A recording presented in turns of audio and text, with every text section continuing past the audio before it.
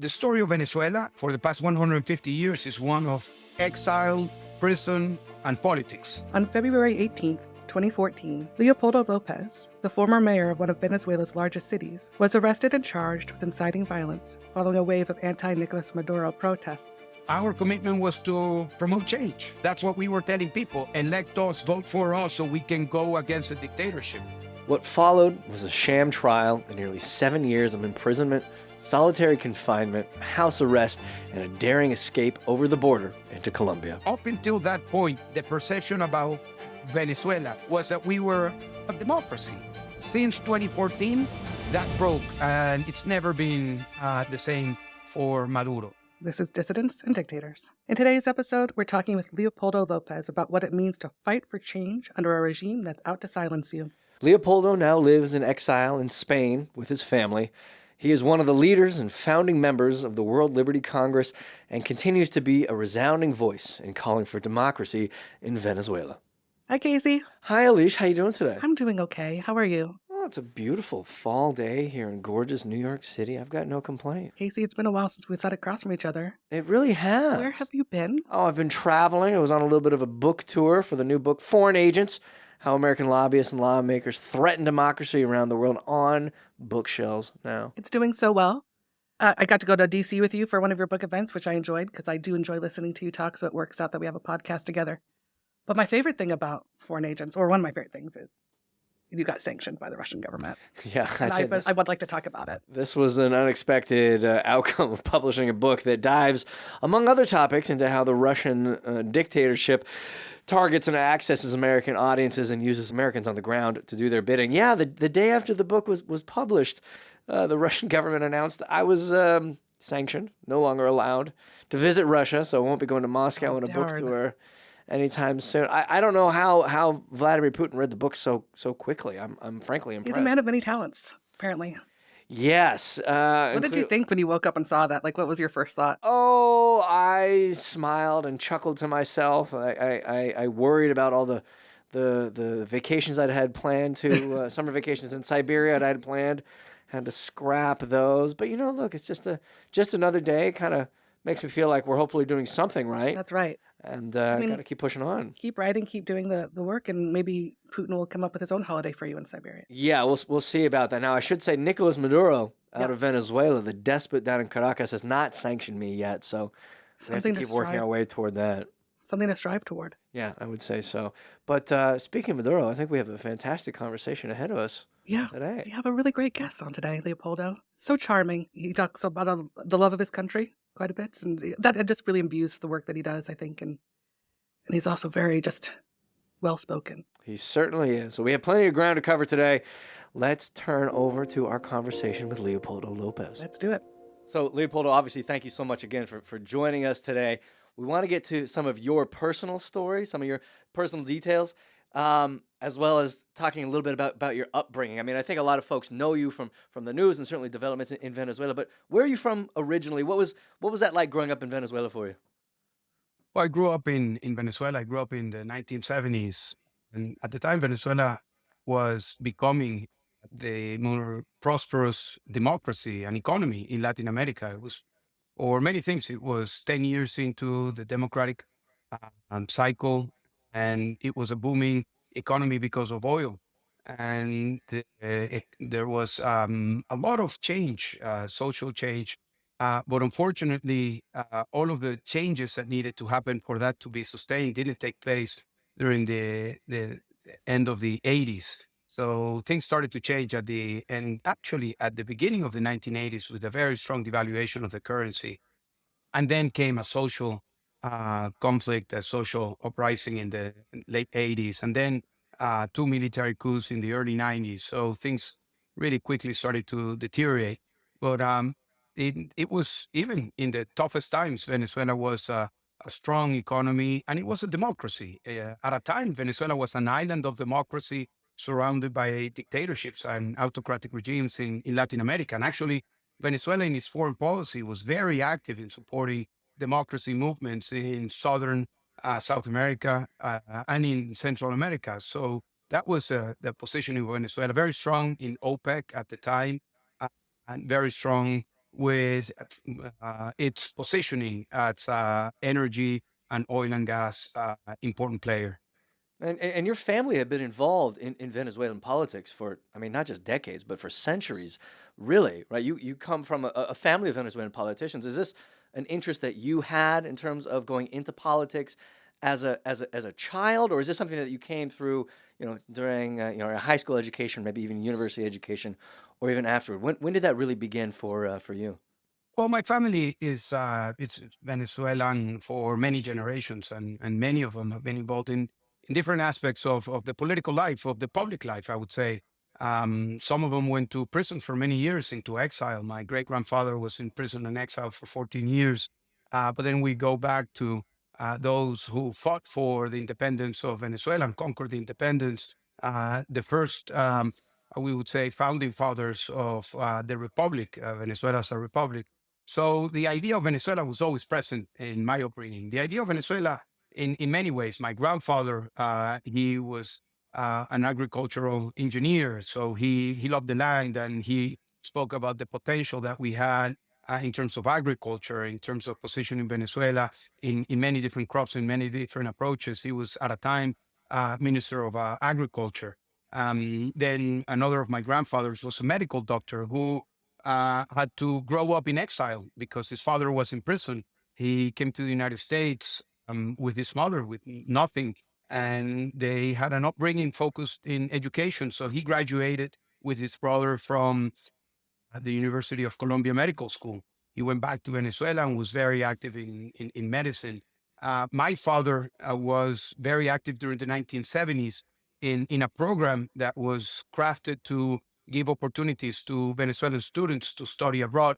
So over 100,000 Venezuelans went to many places, Europe, United States, other places in the region, to study many different careers. And that was the muscle of the professional input for a growing middle class in the 1980s and 90s.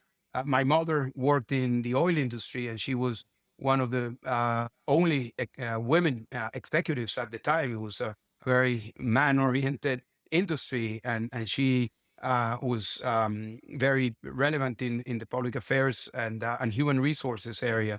Um, and then I was always interested growing up in just Venezuela at large. Venezuela, I had the opportunity to study in the US. So I finished high school, I went to college and to grad school in the United States. And then immediately I went back. I had the possibility of staying, but as many of us Venezuelans, I went back to work in something constructive for my country. I knew that I wanted to go into public service. I didn't know that it was going to be, just direct politics at the time. But one thing led to another. Chavez was elected in 1999. I was working at the oil industry. I was trained and working as an economist, and I was teaching at the university economics. We also had an NGO working in communities to promote a small claims court type of small justice approach to conflict resolution. And Chavez came with this idea of reforming everything through a National Constituent Assembly, and it was a catch-all type of promise. Everything was thrown into a National Constituent Assembly: the reform of education, of the economy, of health, of social security. Everything was thrown into the National Constituent Assembly, which, looking back to it, was the beginning of the end of democracy. But that's a different story. So I decided to resign from my job as an economist and ran for office and lost. So I was unemployed and decided with other young people that were interested in public service to start a movement. And this is the beginning of the Chavez era. The traditional parties were not being supported by people. So this was a new alternative promoted by young people. And we ran for municipalities and for the National Assembly. And I ran for the municipality of Chacao in Caracas, the capital of Venezuela, and I won. I was very young at the time and started Early 20s, a right? yes. Well, no, mid 20s. I was 27 Still when I young, was still elected. very young. Uh, And well, that was the beginning of 25 years of doing many things, from being mayor to leading nonviolent protests in the streets, and many other things. But Le- yep, it's been a I was been gonna a say, long Leopoldo, ride.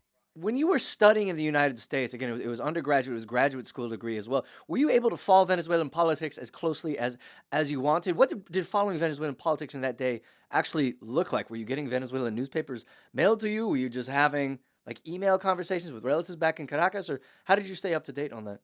Well, I was always trying to find news about Venezuela in the U.S. media. It was not that relevant, but that was one source. And of course, I always tried to get my hands on Venezuelan newspapers. So this is even the late '80s and the early '90s. When email was just beginning, it was very limited, the amount of information. Of course, when very striking things were happening in Venezuela, like the social uprising in 1989, or the military coup in 92, that was in global news.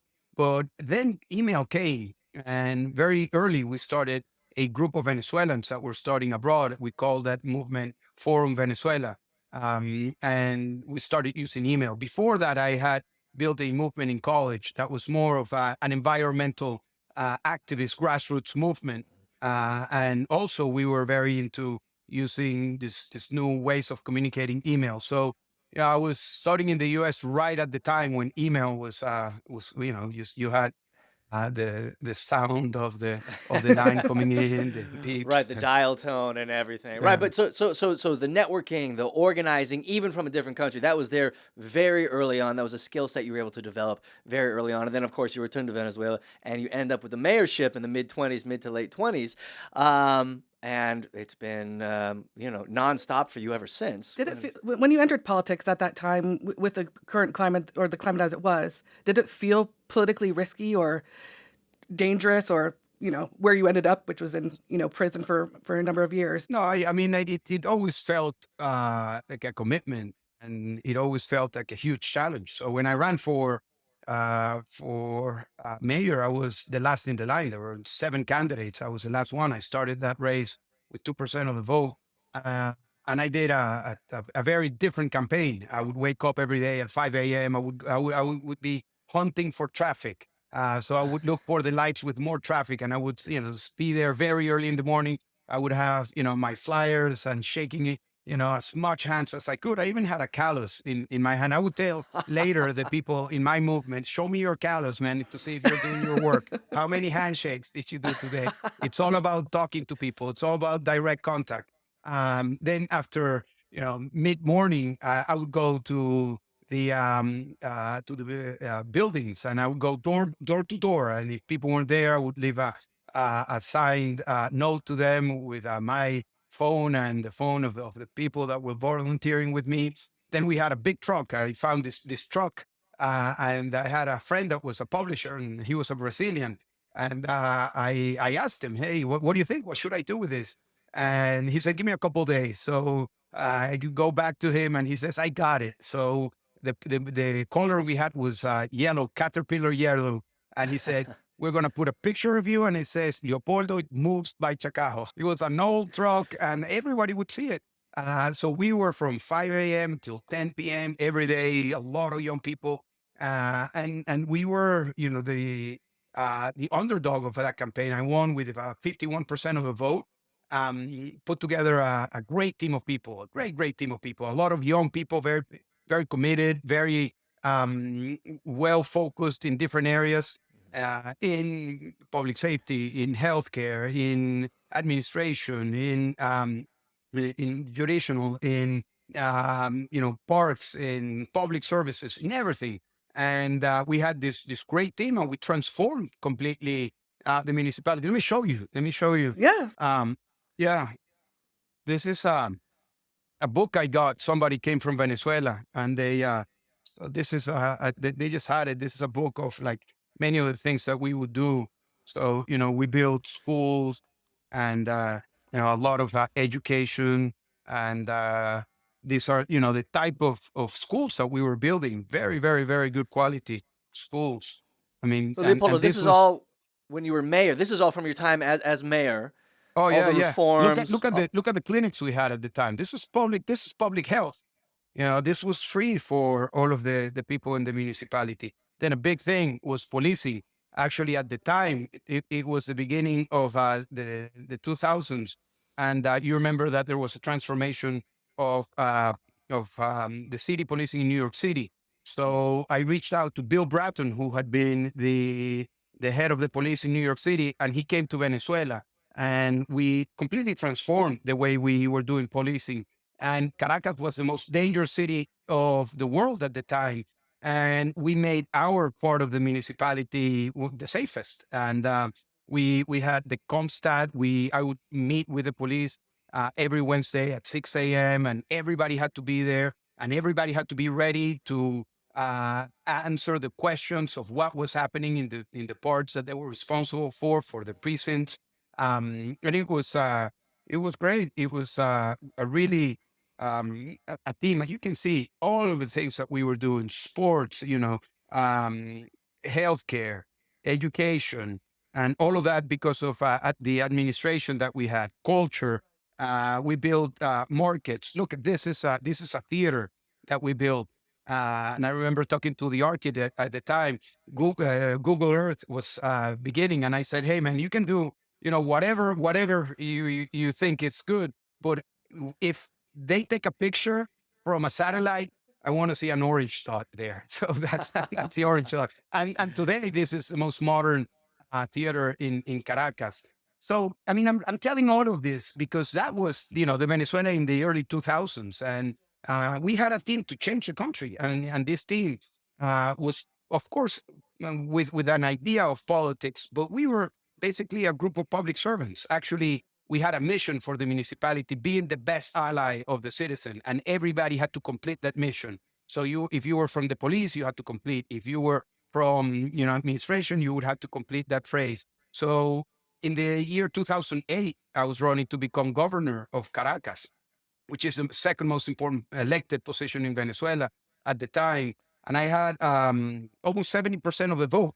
I had been working in the western parts of Caracas. We had been building something called the popular networks, which were grassroots movements focused in doing social work. So we were doing a lot of things with young people, with the elderly.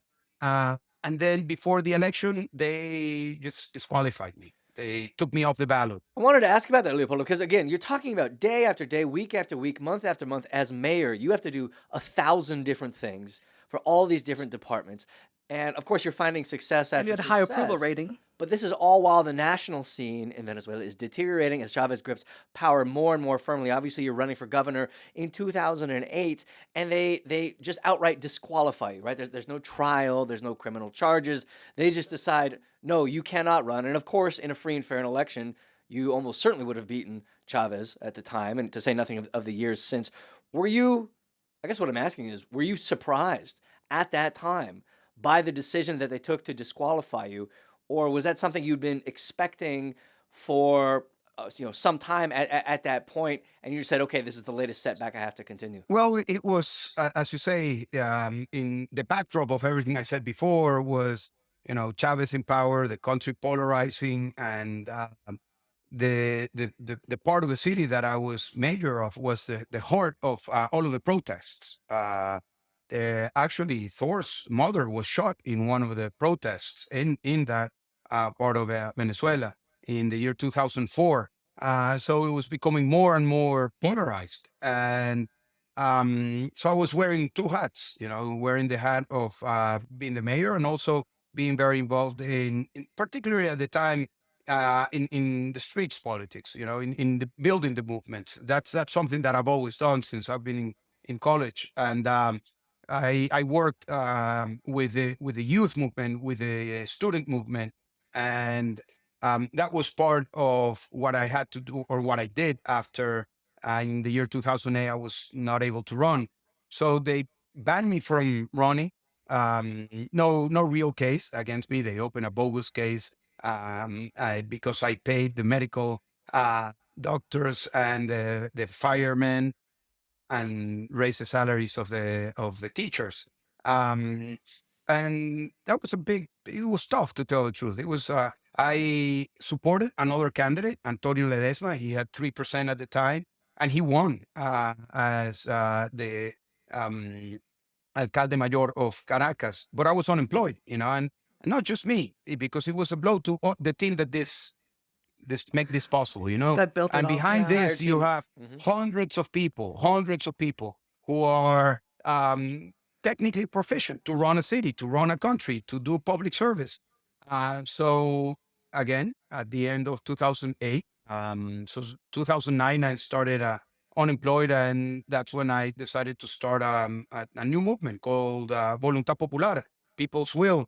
And the idea of this movement was to focus a bottom-up grassroots organization with a clear commitment to confront what was becoming obvious to us, that was a dictatorship, an autocratic regime. So being very frontal about making change happen as our priority. But our way to go about it was to do grassroots social work and to do nonviolent action. So we became students and experts in nonviolent action. I mean, you name it. We read Gene Sharp back and forth. We brought Sergei Popovich from Serbia to talk to us at the time. We would see the videos of the civil rights movement. I would listen to speeches of Martin Luther King. We would read about South Africa, our own history, and also the doing of all of this. So we became very quickly a national grassroots, very committed movement, primarily of young people. And in the year 2012, there was a presidential election, and we had primaries. I was running for the primary, and again, I was disqualified. So I was taken out of the race again. So I became the head of the campaign for our candidate, Enrique Capriles at the time. And he lost against Chavez. And then Chavez died in the year 2013, in March of 2013.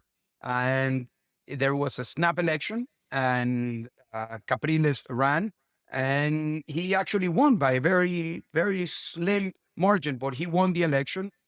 That night we had a conversation. I suggested very strongly that he should take the streets, and in a non-violent way, but take the streets, because that's the only way that the victory would be recognized. He decided otherwise.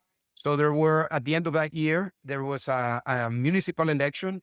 So again, I went crisscrossing Venezuela. We had our movement. We had a lot of candidates, and we focused in those municipalities that had two conditions. One, that used to be strongholds of Chavez and El Chavismo, and two, that we had good leaders. That's a key. Good leadership is the key. And at the end of that year, in December of 2013, we won the largest number of municipalities of the opposition, and we won in places like Guadualito, which is in the border with Colombia, where the FARC and the ELN and the other guerrilla groups are. We won Maturin, which is the capital city of the Monagas state, which is a stronghold of PDVSA. It's all about PDVSA in that state. We won in the Andes. We won in the coast. We won in Maracay, where the military bases are. So we had a strong movement. So that was December of 2013. But our commitment was to promote change. And that was our running platform. That's what we were telling people: elect us, vote for us, so we can go against a dictatorship. So in January of 2014, 23rd of January of 2014, Maria Corina Machado, Juan Guaido, and a couple of other leaders, and myself, in the office of Maria Corina Machado, not many people, because we went around and asked other opposition leaders at the time, decided that they didn't want to join what we were going to call for. And we promoted a movement called the Exit, La Salida. And we took people to the streets in a nonviolent way. And tens of thousands of people came out to the streets. I was leading that movement.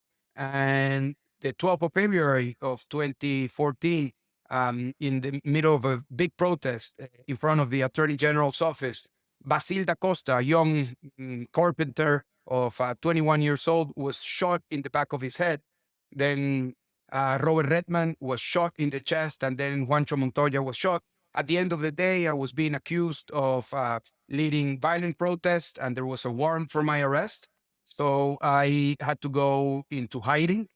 And in hiding, I had three options. I could turn myself in, I could go into exile, or I could stay in hiding. And I decided to turn myself in because I knew at the time that that would break the perception that Venezuela was still a democracy. Because up until that point, 2014, the perception about Venezuela, even from Venezuelans, was that we were non-functioning, decaying democracy, but a democracy. Since 2014, that broke, and it's never been the same for Maduro. It's clear Was for it the that Venezuelan night? people and the international community that Venezuela is a dictatorship. Do you think it was that night when, those three were shot? That was the pinnacle? That was the turning point there? No, I think the entire repression wave. I mean, it's not just the killing of three people. They killed over 200 people in the weeks to come, and they imprisoned thousands of people. They tortured hundreds of people. So it was the beginning of a massive repression wave, which actually what happened in 2014 and then in 2017, another cycle of protests took Maduro to the ICC, and now Maduro is being investigated at the ICC for crimes against humanity because exactly what happened in 2014 and 2017. So I think there's been, it's been a process. It accelerated in 2014, but it's always been gradual, going to the worst, of course. I was going to say, Leopoldo, you turned yourself in knowing full well you were not going to receive any kind of free or fair trial. There was going to be no transparency. There was going to be no expectation of justice. But you nonetheless turned yourself in. You must have been, I mean, just on a personal level, I mean, concerned for your own safety and security, right? You must have been worried about what would actually happen to you physically. And What's then, of the course, mindset? what Yeah. the regime ends up doing to you, the solitary confinement, the jailing, the torture, so on and Well, so on. What I mean, I understand that there's, the broader national concerns and national considerations, but just on a personal level, what is the decision process right there for you, knowing you are putting literally your body on the line for this? well, I truly believe that when you're leading, you need to lead by example. And I mean, and that's not for many people, it's a phrase or a corporate attitude. Um, when it comes to this type of decisions, your life, your freedom is put at risk. And it's no no drama to that, to tell the truth. I mean, it was something very natural. It was because that's what I had committed to with our movement. I mean, I had been going around the country for months, talking to people, say, "Let's do this." If they come from one of us, the rest of us will continue. We will not step back if they go after us. And actually, our movement has been, incredibly resilient because it's been layers and layers and layers of leaders that have been removed by prison, exile, death. And we have this idea that the command never dies, that somebody will always be there in charge. So I knew that this was a risk because Maduro had been threatening me for months that he was going to throw me into prison. And a couple of things were in my mind that you ask. One is the fact that I grew up with this story of my great grandfather having been in prison. It wasn't the main story in my family. The main story in my family was the story of his wife that took the kids away and gave them, a good education, that she built a small pension and gave good education to her kids. But I was always, very curious about, why this person that's related to me went to prison. So I had that in the back of my mind. Then the story of Venezuela, for the past 150 years, is one of exile, prison, and politics, and it's been that way. It's been a cycle. So if you are interested in Venezuelan politics, you know that prison and exile are part of the of the formula, or it's been part of the history. But more importantly, is just having this idea that what I was doing was going to have an impact. And at the time, I read Martin Luther King's letter from the prison of Birmingham. Mhm. If you've not read that document, it's not a long document, maybe 20, 25 pages. Um, it's for me, it's the best document that talks about the core of nonviolent action. And at one point, he says nonviolent action is about showing the scars of the system in order to create the consciousness for the people to push for change. Of course, we can talk a lot about the effectiveness of that under autocratic regimes, but I think that the idea that you just go to the limit and you show the scars of the system, and we were very clear that part of what we needed to understand is that we were no longer a democracy and that we needed to go um, through all of the ways possible to overcome this dictatorship and bring back democracy, the rule of law, and human rights to the Venezuelan people. So that was my thinking. I actually never really thought of the other options. It was tough because I was in hiding and my house was raided. My the offices of our movement were raided. More than 20 people were in prison during those days, and Diosdado Cabello, who is the number two of Nicolas Maduro, who is the devil himself. He goes to my house, talks to my wife Lilian and to my parents, and he says, if Leopoldo turns himself in the way he wants to, because I already called for a protest for February 18th, he's going to be killed. They're going to kill him. And Lilian calls me. She reaches out. We had Blackberries at the time, and we spoke. And I said, if they're going to kill me, it's them. And I am not going to shy away from doing what I know is right, which is to do a massive protest against the repression of Maduro and making it clear that we are no longer in a democracy. So that morning was a very intense morning, the morning of February the 18th, when I turned myself in, because when I stood up to give a short speech, I through my head was, well, maybe this is it. Maybe this is where they're gonna shoot. But that was the beginning of 7 years of imprisonment that day, between military prison, solitary confinement, house arrest, again military prison, having been in the Spanish embassy. So it was the beginning of another cycle. It's interesting too, because you've taken on this calling, if you'd call it that. And you were just talking about your wife and having this conversation. And a lot of people don't necessarily think about, all this, the families who have now are suffering too. She's having a conversation, sending you basically into jail and giving you sort of that permission maybe, which is just, you grew up that way, having family as political prisoners. But, what kind of effect does that have on a family psyche? Well, I am a very lucky man. So I met Lilian, and Lilian is a great person. She's a school teacher by training. She was a school teacher for many years. She was also in radio, in TV, but she's a sportswoman, and we both do extreme sports. And in a way that was very very important for facing this challenge that we had. And I told her, I said, hey, Lilian, now you need to be my voice, and let's do this together, and let's just do it with the highest of the spirits that we can, and let's not make these people break us. And we took it as a couple, as a challenge. And I would always, give support to her. She would always give me support. We were complicit in the things that we were doing in a good way as a family. Our kids were young. Manuela was 4, Leo was 1. And it was tough for them, for sure, because, for years of their upbringing, the only memory they have from their father is visiting prison, and with a very intense reality that Lilian was going through, because Lilian became an incredible advocate. She went all over the world and spoke to many people, presidents, parliaments, NGOs, Nobel Peace Prize, and talked about not just about my case, but about the case of political prisoners and about Venezuela becoming a dictatorship.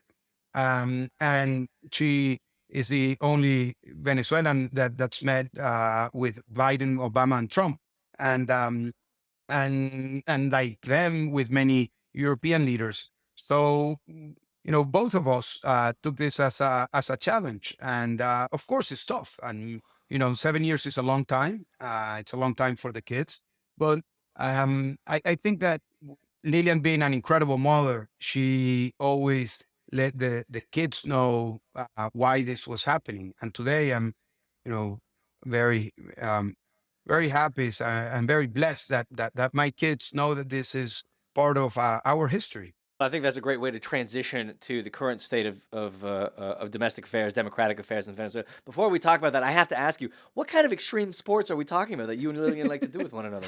Lillian was a kite surf champion of Venezuela. Wow. So she's a marathoner. We did triathlons together. So you guys I'm a just do surfer. everything. I do combat sports, boxing, Sure. and other sports, and we do climbing. So those are some of the sports that So we've it's been not doing just here. one. It's not just one. It's plenty of them to Well, stay. I think for many people that do extreme sports, they do several. I Yeah, know many that's right. of the people I know that I do the sports with, they do several. So it's kind of also an attitude. And to tell the truth, it helped me a great deal. It helped me a great deal when I was in prison because many times if you're out there climbing and being in the freezing cold or surfing and being just completely pushed and drowned by a wave, you may times think, why am I doing this? And in prison, that was a question that I always had in my mind. What's the meaning of this? Why are we doing this? I never uh, repented from turning myself in. I never regretted. I always, to this day, I think it was the best decision. I would do it again, knowing everything that happened. But it was that attitude that took us through. We're going to take a quick break. We'll be right back with more from Leopoldo Lopez. The new book, Foreign Agents: How American Lobbyists and Lawmakers Threaten Democracy Around the World, looks at the American foreign lobbying industry and all of the American figures and firms that act as foot soldiers for dictators around the world, entrenching them and targeting those in the United States of America and in other democracies. The book is available now and is on bookshelves, so go get a copy. And we're back. Let's jump back to our conversation with Leopoldo Lopez. Venezuelan politics continues to be, an example of what happens when an authoritarian regime gets its grips into a society and continues dismantling all kinds of democratic activists and organization and protests. And of course, we saw most recently the election in July when Maduro won what by all appearances appeared to be 25, 30%, 31%, right? of the vote, and yet nonetheless claims victory. And there he is, still in power, controlling the security services, and obviously remaining atop Venezuelan politics. I wanted to ask you, Leopoldo, if there was anything about the election most recently that we saw that surprised you, whether it was in the scale of opposition that we saw in Venezuela itself, the organization of anti-Maduro forces, or the fact that Maduro is still there. Are there any elements that we have seen over the past, whatever it's been, 2-3 months now, that have stood out to you, that have surprised you for someone who's been involved in Venezuelan politics as long as you have?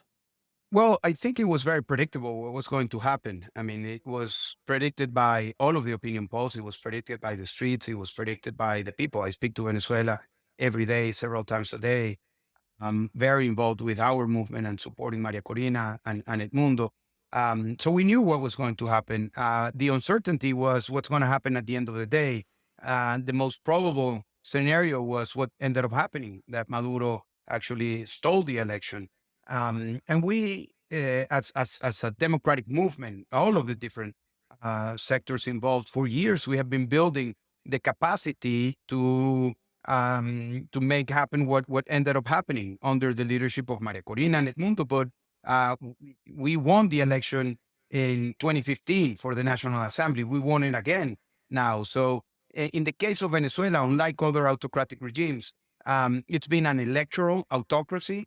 So there's been elections all throughout these 25 years. So that's a playing field where the opposition has gotten much better in unifying efforts, in going with a cohesive platform, in understanding that every voting center is a battlefield, that you need to understand the demographics, the movements, the reality, the flows, the obstacles for each one of the voting centers, having the capacity to organize, to have people present and take the voting tallies and scan them. So this is a buildup of organization that I think is very relevant for Venezuela and for the world. Yeah. But But the reality is that all of that, everything that we have done for years, it's been, we need to be a majority. We need to be a majority. We need to go through elections. We need to go through the process of elections. And that's what we did. We built a huge majority. 70% of the vote voted for Edmundo Gonzalez. If the Venezuelans living abroad, 5.5 million, would have been able to vote, and the 1.5 million that was not able to change or register in Venezuela, it would have been 90%. I mean, this is not a polarized country. This is not a country divided by class. This is not a country divided by any means. This is an entire country. This is a huge majority of 90% of the people against those who are in power. But what does Maduro have? Well, Maduro was able to go forward with his fraud because he has complete control of the institutions, of the electoral board, of the Supreme Court, and of the military and the prosecutor. So Maduro basically wrote in a napkin, this is the numbers I want to have. That's what they read. Then he took it to the Supreme Court. They ratified that. And then there was a massive wave of repression over the past 2 months. And I think what's key is to understand, why does Maduro have the support of these institutions, of the military, of the police, and of other institutions? I think for two reasons. The first reason is because Maduro gives them a mantle of impunity. And the second reason is cash flow. And I think that needs to be understood with that level of focus. That is what's keeping Maduro in power. And those two, the mantle of impunity and the cash flow, are related to the fact that Maduro is part of a global network of autocrats. China, Iran, Russia, Belarus, Cuba, and many others. And Maduro gets impunity from them. I've been in Geneva at the Human Rights Council after they present the case of Venezuela, and one after the other, autocratic countries supporting Maduro, supporting Maduro. I mean, it's just very, if you want to see the deployment of autocratic states supporting each other, go to Geneva. Go to Geneva and see what happens in the Human Rights Council. And then the cash flow. And when we talk about the cash flow, Maduro has turned the Venezuelan economy from an oil economy, and this has happened over the past 10 years, to a criminal economy. What does that mean? Well, Venezuela is no longer an oil economy. We're not relevant producing oil. We used to produce almost 4 million barrels of oil. Today, we're producing around 700,000 barrels of oil. And the oil that is being sold primarily is being sold in the dark market and with very corrupt means. So there are four pillars of this criminal economy: gold, oil, cocaine, and contraband.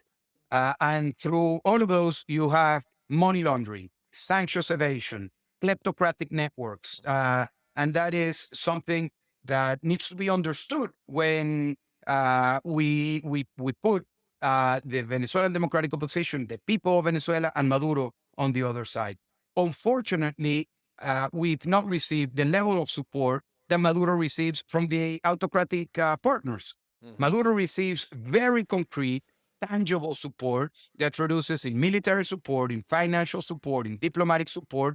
And we get, at most, we are deeply concerned type of statements. There's been no use of effective sanctions. There's been the contrary. There's been support to give corporations to go and do business with Maduro, who are today being the main source of income for Maduro. Oil companies like Chevron or Repsol today are the central bank of Maduro. Today are the main source of income for Maduro. And this is an income that is not going to health, it's not going to education, it's going to lubricate the repressive machinery of Nicolas Maduro. So that's what we are confronting, and that's why it's become so difficult. But I do believe that 28th of July was a turning point, because up until that point, there was this idea, internal and outside Venezuela, that, well, where are the numbers? Are they a majority? Is the country split in two? Is it real that the poor people are supporting Maduro? Is it real that the people outside the cities are supporting Maduro? Is Venezuelan people people that are aligned with the left ideology? None of that is true. None of that is true. There is no ideology in this There is no class issue on this. There is no geographical issue. Everybody is against Maduro, 90% of the people. But Maduro has these pillars of support that need to be addressed. It feels like such a monumental battle, too. When you have such big, dictatorial regimes backing Maduro, it just feels impossible in a way. And I'm hopeful, but it just seems like, how do we get them down? How do we get them out? Well, if the democratic forces around the world and governments and organizations aren't supporting one another to the same extent, then of course we're going to be on the back foot. Right. If the bullies are backing each other other up, lose, and of course we're going to end up failing in the face of these dictators. Leopoldo, I know we only have a few minutes with you remaining. I don't want to keep you too long. Just as maybe a final question, what are the next steps on your end? What are the next steps with Venezuelan opposition? What are the next steps those of us outside the Venezuelan opposition can do to support the movement? Obviously, we saw the election. We saw the aftermath. Where do things go from here? Well, in terms of Venezuela, we have a date coming up, January the 10th, which is the constitutional date for the swearing in of the president. And we are focusing all of our efforts to mobilize the Venezuelan people to try to get different sectors of the military or the institutions around Maduro to support the transition to democracy. And we need to get democratic governments to support, to pressure Maduro so we can have an opening on January the 10th. But I can tell you that the Venezuelan people will continue. The leadership, the democratic leadership of Venezuela will continue. And when you see the case of Venezuela over this past 25 years, one of the things that is very clear is that the democratic opposition has done everything. And we've gone, every 3 years, you have a cycle of another moment of pushing with a lot of support, with a lot of credibility against the dictatorship of Maduro. And we will continue. We will be free. I have no doubt. And as for those who are outside, I believe that we need to come to terms with this reality that this is a global conflict. Yes, it's about Venezuela, but yes, it's also about the global autocratic alliance, Autocracy Inc., as Anne Applebaum talks about it. And understanding that we need to create a network of alliances, because there's not one organization, not one person, not one government that it's going to lead the effort of freedom of democracy. It's a number of organizations. So we need to think of a movement of freedom in a network shape. And I believe that the first thing is to realize that we are losing. We are losing this fight. Every year we are more autocratic as a world than we were 10 years ago, 12 years ago. 40% of the population was living under autocracy. Today, 72%. There's been an increase year by year in autocracies. Second, I think that it's key that dictators are not legitimized, and they are being legitimized by governments and by corporations. So I think that should be addressed, and it should be front and center. Third, the support to democratic and freedom movements. And democratic and freedom movements many times are different than your traditional civil society type of organizations, because these are movements of risk takers. These are people who are in the front line. And these are people who many times are toxic for some people to support. No, they are too political. They are too radical. They are too strong against the dictators. Number three, address transnational repression. Or number four, think through sanctions in a smart way.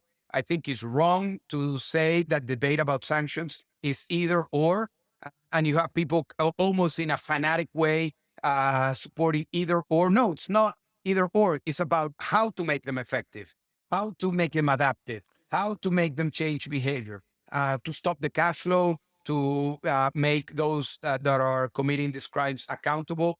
And finally, to all of us, you, me, and the people who are listening to us, to be part of a global freedom movement. And that's what we are doing from the World Liberty Congress. That's the core idea of the World Liberty Congress, that we came together with different democracy defenders and activists from around the world. Masih Alinejad from Iran, Gary Kasparov from Russia, and many, many others. We've gathered representatives, leaders from 56 countries with this commitment to democracy, understanding democracy in its purest form, which is free and fair elections, respect of the rule of law, respect for human rights. And then you can put the ideology that you want. If you're center right, center left, that's a luxury of being in a democratic system. And we're all committed to learn from each other and to fight back to the autocratic alliance, to the autocratic network, and to have a goal, much in the same way that in the 1980s, there was this, threat of the environment, and then the climate change agenda became mainstream.